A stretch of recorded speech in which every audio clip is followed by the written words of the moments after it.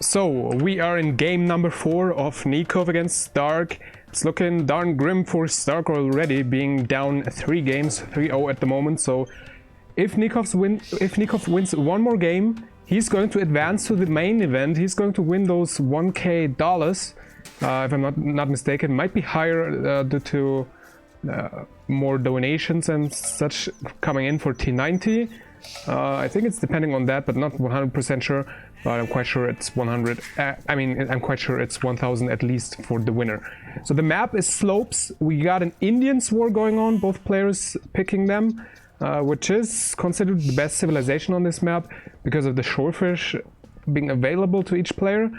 One could make an argument for Mongols as well, but StonePleaseAoE banned Mongols. So Indians for both. Also, Mongols don't have the best answers to deal with Indian camels. They have pikes. They could play something like pikes with Mangadice behind, but skirms of and even camels themselves, like camels in front, skirms behind for Indians would do easy work with that sort of army composition. Let me double check. Okay, it's recording. Perfect. None of those players is moving out just yet to lame their opponents, to steal sheep, to... well, stealing a boar is not allowed in the rules of this tournament. And... well... you could block a villager, or at least try to. I'm not sure though if with that version of the game it's actually possible to block it. I don't think it is. Because that was before the last patch, where they made sure you can... well, that's not the reason you can't block villagers, but where they made sure you can at least block the boar. Which is why at the moment, well... it's still quite rewarding to steal a boar, but at that update, at that patch where they were playing on here, it was way more rewarding because you couldn't even stop the boar with a scout. So we see 3 on wood for Nicov, we see 3 on wood for StonePleaseAoE as well. Pretty standard Dark Age. Let's speed things along to get to the Feudal Age as well. So Nicov already milling the shorefish there. StonePleaseAoE as well, or also starting to house wall those up. I like that move. Nicov didn't do that just yet. Let's see the population space for StonePleaseAoE. So he made one house as part of his wall, another house there, and he's just locking 4 villagers in there, so he can't add more villagers to that lake, to that pond, rather to say. But won't need to anyway. Look how fast the food disappears from that pond. Both players going for loom, going up on 20 population, so looks to me like a scout opening by both. No one on gold. Also on the minimap we can see StonePleaseAoE going for the second lumber camp as well, so both with the 2 lumber camp approach. We've seen in some of the qualifiers on slopes on this map, players to go for scouts into archers, into cavalry archers, or scouts into straight cavalry archers. So it will be interesting to see if they are doing exactly that here too. There's plenty of wood in the long run at the sides to take advantage of, but it can also make a whole lot of sense to just play the camel route, or something like camels into halberdiers.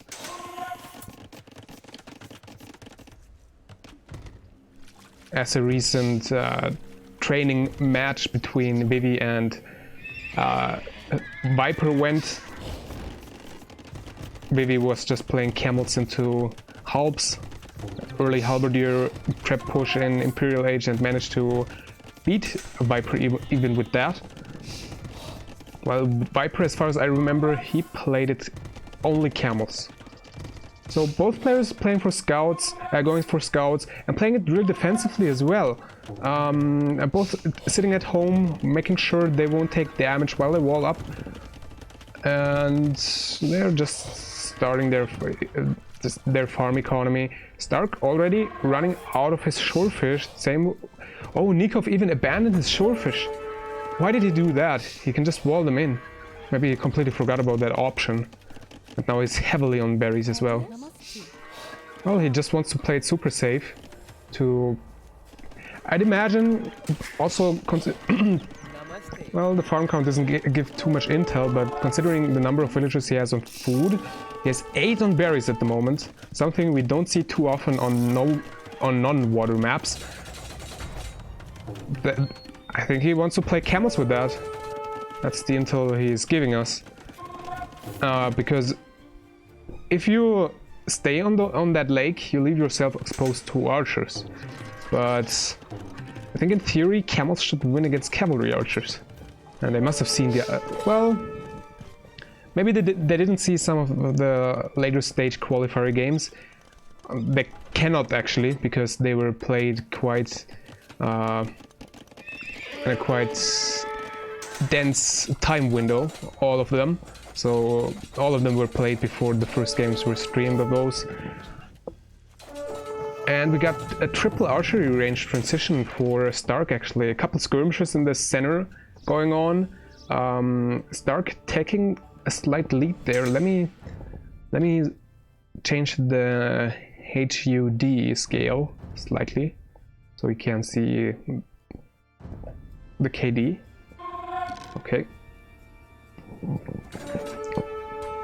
So, well, still quite even for both players. Nicov slightly faster to the castle age, but look at StonePleaseAoE. Like those shorefish, taking all the shorefish just helped him so much.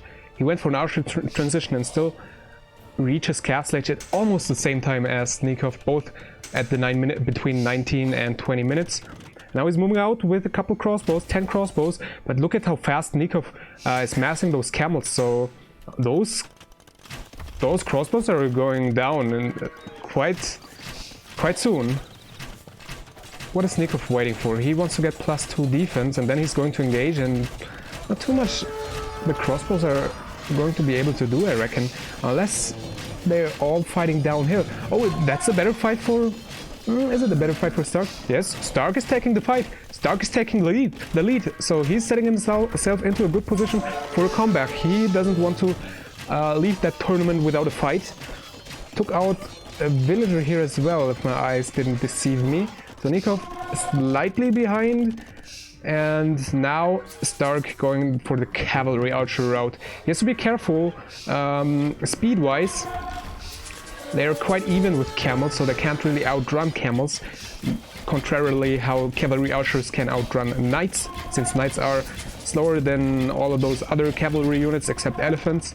And did I forget something else? Well, some unique units of course, but we don't take those into the equation. 3 TC boom behind for StonePleaseAoE. Let's return to normal speed. And well, Nicov now as well on 3 TCs. All along actually, but he's on food units, 18 villagers on food, 22 for StonePleaseAoE already, even though he is producing wood units. So his economy not too far away from banking the rest to go to Imperial as well. But now he's committing in with his cavalry archers, and he's getting walled in by Nicov. Oh, what a move by him.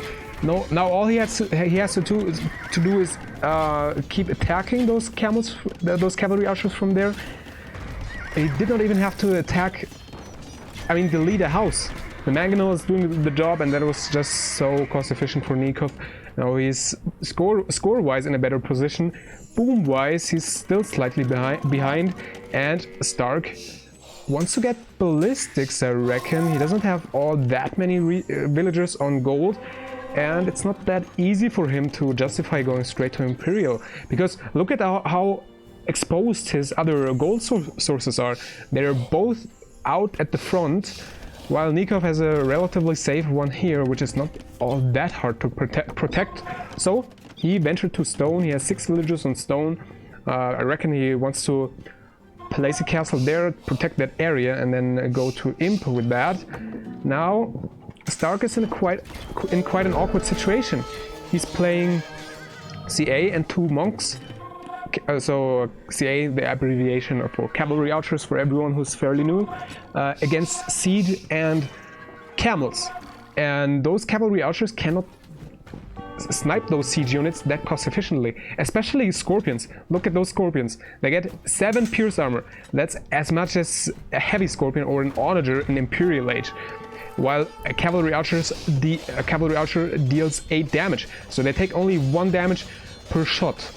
So those are quite a hard counter for cav archers. Sure, Indians get access to redemption to convert those siege units, but that's such an expensive upgrade. Then he probably needs sanctity as well. So that's just 500, 600 gold down the drain. And then once Nicov notices that, he can just move back. He has some space to fall back on and to transition into Imperial Age. Let's see how he continues from that. He did not add another stable, he just stays on 2 stables and piles on some pressure. Also guarding the relics nicely, securing himself that one. Well, those camels are now leaving the relics, so... Oh, what is StonePleaseAoE intending to do? Does he want to drop a castle? No, just a town center here. Still is quite far away from having the stone for a defensive castle, which is pretty needed for him. Well, he could make it there, so there he has another gold. Quite a sneaky move to send out all of those villagers. A risky one as well, because all Nicov would have needed a leftover scout or a camel sitting somewhere there. And he could have denied those, and then it would have been...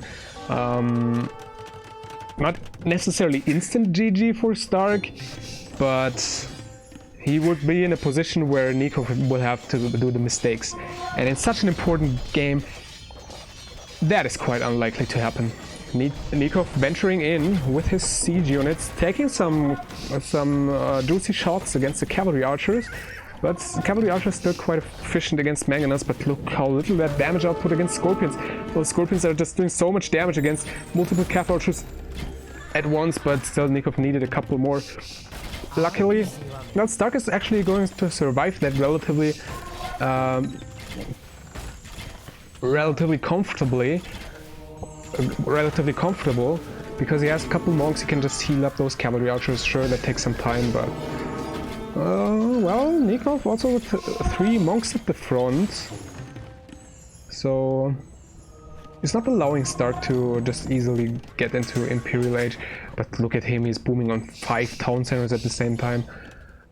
While Nicov, he is about to click Imp. All he has to do is sell a little bit of food or wood, but I don't think he has a market. Can't find any. He's building the market now, and he's about to click Imperial after that. And he's even going for an aggressive castle. And does StonePleaseAoE have the means to prevent that? Doesn't look like that. We have don't rule out those 5 monks and those 5 conversions that would come in against those cav archers. StonePleaseAoE attacking into pikemen. Well, that's going to ensure him to survive against camels at their own. So let's see if Nicov is going to transition into something. Did he see extra barracks? I don't think so. Camel's line of sight is not that massive. Look at that. Even in Castle Age, only it's considered 4 tiles, right? Not sure how the math works on that. We can actually check that at the tech tree. Let's see, camel. Do we have line of sight there? Yeah, 4 line of sight. So it's just counting those tiles adjacent to themselves. And he's going to find that boomtown center, right? No. Oh, this is so unfortunate for Nicov. But he does not even have the numbers to try to overrun one of those town centers. StonePleaseAoE now with a big mass of cavalry archers, 30 to be more precise. Well, it's actually a better trade for StonePleaseAoE. Even though Nikov's camels were well upgraded. So didn't expect the cavalry archers to be that cost efficient against camels, but he's proving why those top experts like to do them on this map in the Indians' war. Was quite a peculiar decision to me, to be honest, since Indian camels, as most people know, get their Civ bonus of 1 extra pierce armor. Later on the option to get the Imperial camel upgrade as well. And Nicov starts to work on those archery ranges with a ram, and now he must see those extra barracks, right? Well, there's a barracks there, and there has to be an extra one. I'm quite sure one of those forward buildings was a barracks of Stark. Let's see if he has a stable still. Yeah, the barracks at one of those two buildings and his stable, which are the buildings that went down. He's 50% to the Imperial Age, 140 villagers, so let's see if he can capitalize on that. The problem for him is Nicov again, positionally, and he set himself positionally quite well. He has sort of that little peninsula of blue in the purple ocean from which he can initiate his raids, and this is really awkward to deal with, of course, as a defender, because you always have the longer distances to reinforce your flanks, your economies if they're on the sides. As you can see here, a camel raid coming in here. Stark has more numbers in general in terms of military count, but he cannot just easily split his army. He needs the full force of all his cav archers to deal with even a smaller raiding group of camels, which is why those raiders at the moment are relatively successful, but still his economy is just so huge. He's going to lose a couple of military buildings there though. Let's see if Nicov is going to transition into something else, because of course you can't just overrun Stark in this situation by only playing camels, only Imperial camels. He'll need something like hand cannoneers, maybe. Well, he's on one castle, so alley archers not really on the cards, and nah, alley archers, it's too early for that. Something like cav archers of his own, depending on how much gold he'll have in the long run, but it doesn't look that good for him. Like, he has that gold, then he has a secondary gold, which is quite small. He has another gold there, like 2 extra golds. Well, one could make an argument, and another gold here. So he has actually, he set himself up gold-wise the way needed to go for 2 major gold units and fully upgrade them. And he's finally researching fletching. Does he have archery ranges on the way as well? Yes, he does. So the question is, will he go skirms or will he go cavalry archers of his own? Probably skirms, because yeah, because he also, can you say hard counter or like medium counter? Let's just say counter. He also counters those cavalry archers with them. Stark taking quite some damage up here. Well, the monks are doing a decent job, granting Nicov quite a lot of conversions. That's 6 halberdiers, all converted. No, 5 halberdiers.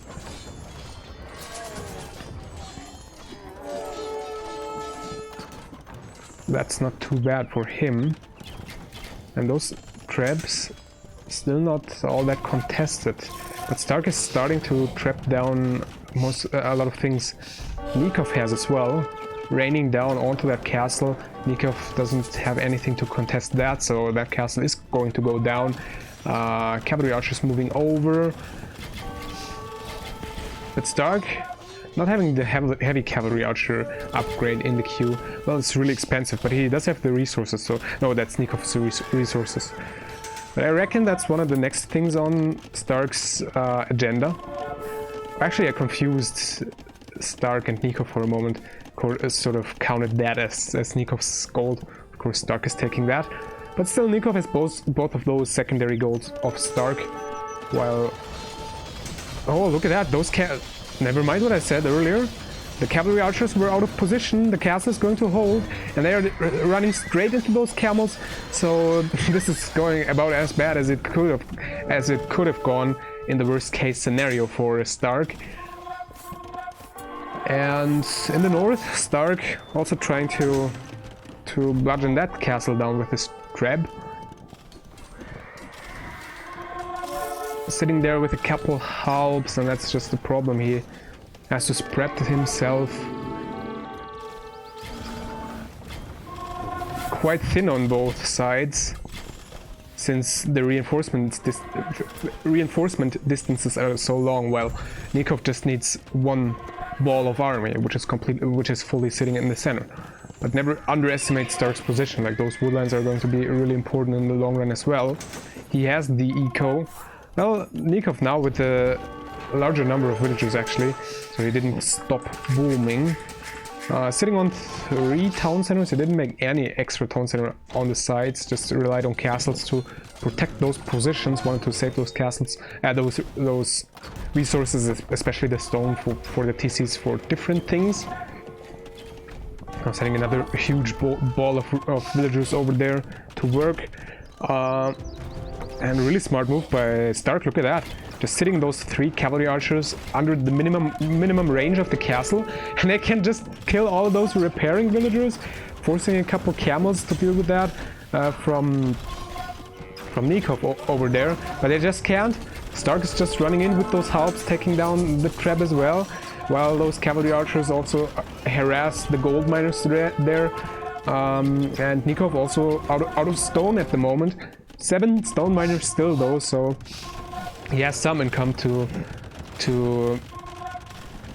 protect the castle, but that castle is going to be a goner. Panic TC there, he needs something to make sure all of those villagers don't die once the castle is gone, and he reckoned he couldn't just run over here, even though he actually had the protection for all of his villagers. But of course, if he is not there taking wood, that's the bulk of his wood economy. Where is his wood income going to come from? Those small wood lines definitely are not going to last long for that purpose.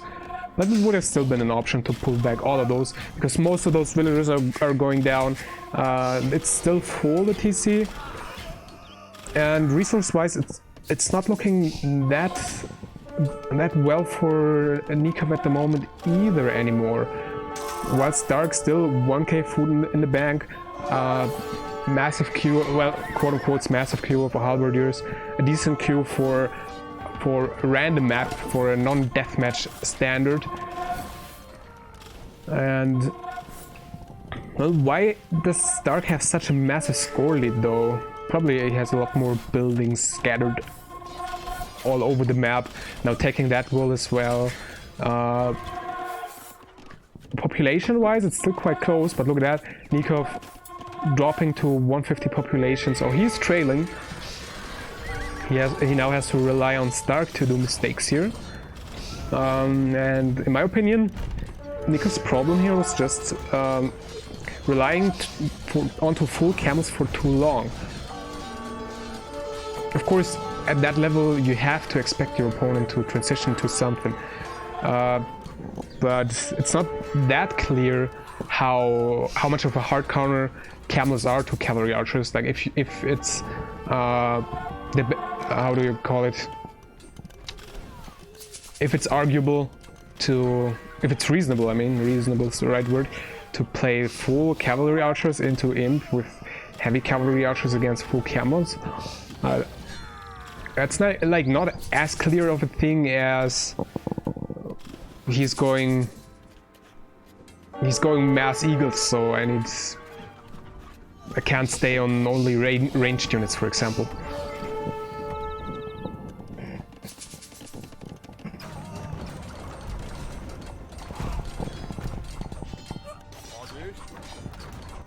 So Nicov actually pushing back in the north, taking down that castle of StonePleaseAoE. But StonePleaseAoE adding in light caps as well.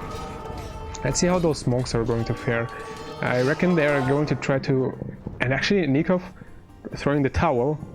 So I was about to say I reckon they're about to convert those light cav, because they were the main damage dealers against the skirms, but even like 3 halberdiers would have also protected the skirms, so really hard to tell. I would have gone for the light calves just because they're bigger and they catch the eye faster, easier to click and such. But actually helps would have been smarter probably. So let's update the score.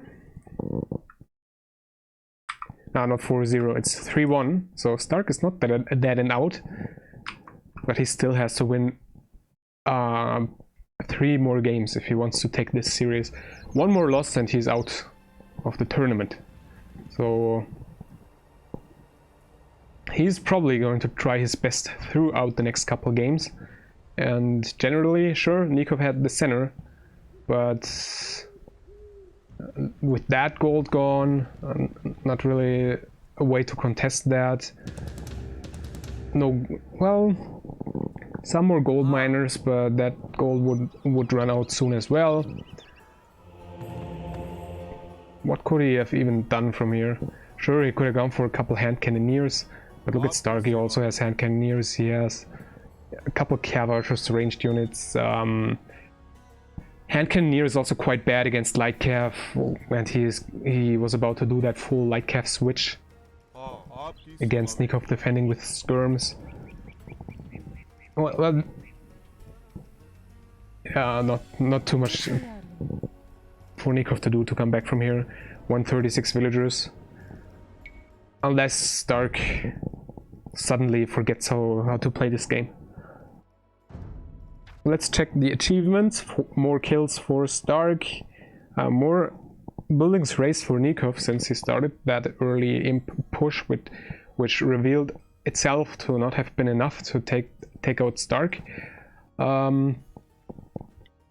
Resource-wise, of course, with the 5 TC boom looking way better for StonePleaseAoE, even though gold-wise not really, but he just played more trash heavy early on than Nicov, who went with camels for a quite long time, and a lot of siege as well, monk, so that was definitely draining onto his economy. More relics for Nicov though, but ended up not making that much of a difference. StonePleaseAoE's army composition just went way harder to counter later on.